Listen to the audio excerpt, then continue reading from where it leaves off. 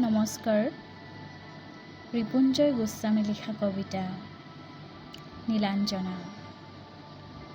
নীলাঞ্জনা ৰাতিপুৱাৰ কোমল ৰ'দে তাইৰ মেঘালী চুলি তাৰিত সৌন্দৰ্যৰ পোহাৰ মেলিছে।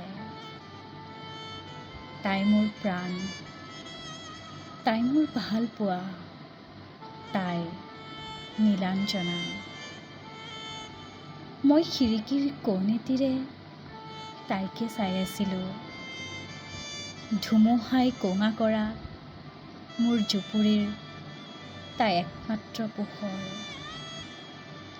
বতাহে ঢৌ খেলা তাইৰ লিহিৰি দেশত মই ৰচো হেজাৰ সপোন। তাই মোৰ মৰম, ভাল পোৱা, তাই মোৰ নীলাঞ্জনা। এজনী সেউজীয়া হৃদয়ৰ গৰাকী। ধন্যবাদ।